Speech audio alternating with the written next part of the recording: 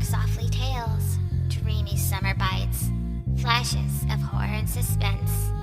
Bite back at the fear.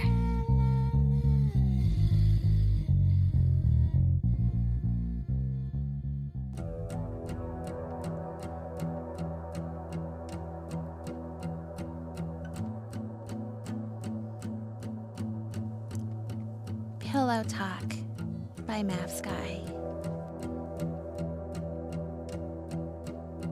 Henrietta wrapped her arms about her pillow. I'm still awake, Charlie. I never sleep anymore. Charlie's body spooned hers, his arm wrapped around her waist, hand pressed against the silky hollow of her stomach. Charlie, are you listening? Silence. Sleep. That's all you do anymore. It's not fair. It's never been fair. Henrietta felt sweat drip down her neck, the base of her spine. She scrunched back the sheets and adjusted her pillow. The mattress was a full size. It was her bed. He had his own room, but he never wanted to sleep there. Afraid of the dark, aren't you, Charlie? What did you do before you moved in with me, huh? Sleep with dolls? Charlie hadn't been afraid of the dark until he met her. He had told her this once, after she blindfolded, cuffed him to the bed, and inked a black heart into his skin, right above his own heart. Henrietta pouted. You liked our romps through the sheets. She could almost hear his voice now. Jesus, Rita, when romps turn into stilettos and needles, it's just that I feel afraid. It becomes what, Charlie? You never finished your sentence. Afraid of what? Me? Little old me? Henrietta laughed. She watched the alarm tick to 11:59 p.m. Get off me, will you? I'm burning up here. Henrietta sat up. He remained on his side. His hand slipped down between her thighs. You always hit right on the money, didn't you, Charlie? She rolled him to his back. His head thunked on the headboard. Ooh, ouch. She bit her lip and sat on her knees in the darkness. A thread of city light found its way through the long crack between the curtains.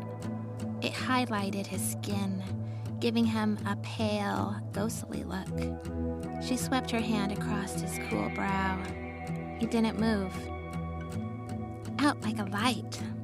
Damn. She snatched the box of cigarettes and lighter off the nightstand, then sat Indian style on the sheets, her knee pressing into Charlie's ribs. She lit up, breathed in deep, and let out the smoke.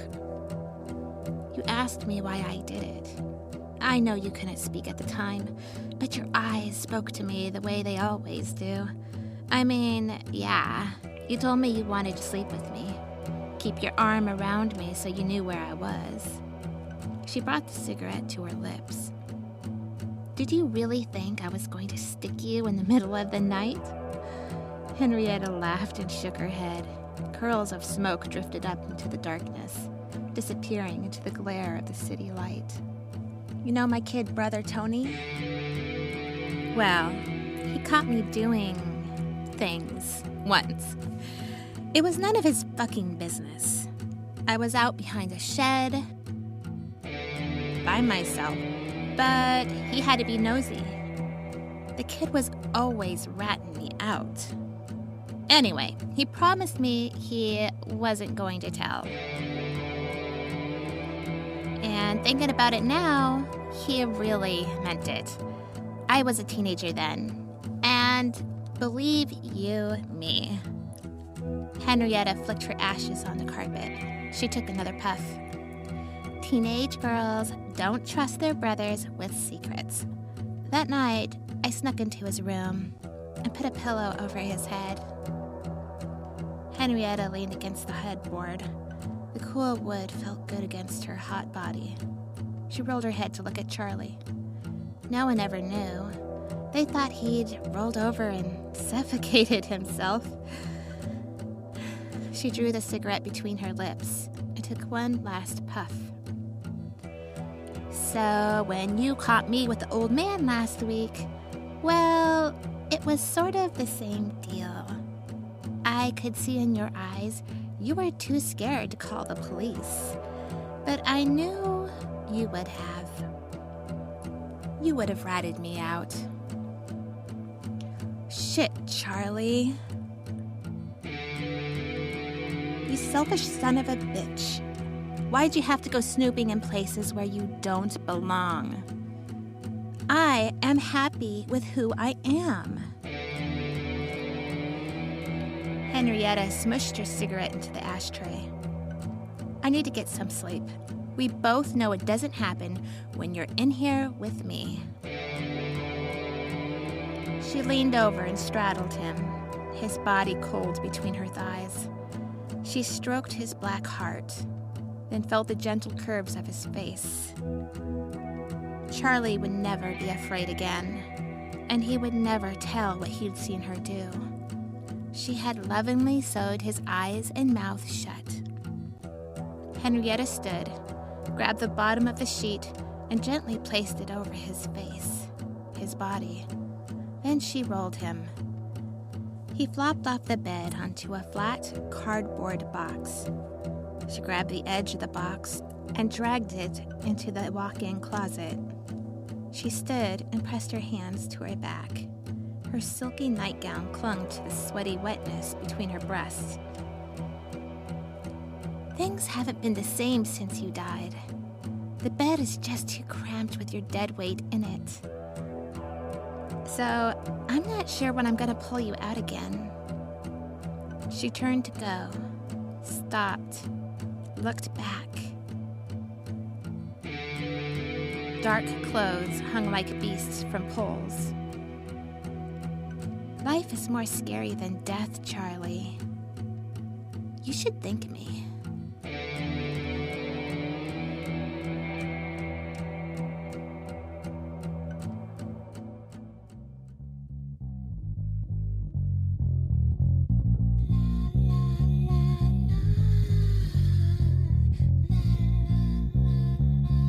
Who likes dark stories? People who have experienced a touch of the dark side. People who are a little wiser to the world. People who like their bones chilled and their spines tingled. People like you and me. It's hard to find a story these days that write on the dark side with a touch of whimsy, humor, and heart. Mav Skye spreads her dark wings and solves this problem for you. Head on over to Amazon and type Mav Skye's name into the search engine. M-A-V-S-K-Y-E. At Amazon, you'll find her Tales to Chill Your Bones series, Girl Clown Hatchet series, Supergirl series, her cult classic novel, Wanted Single Rose, and of course, her brand new release, Cold Hangs the Midnight. Choose your dark flavor and head on over to Amazon today.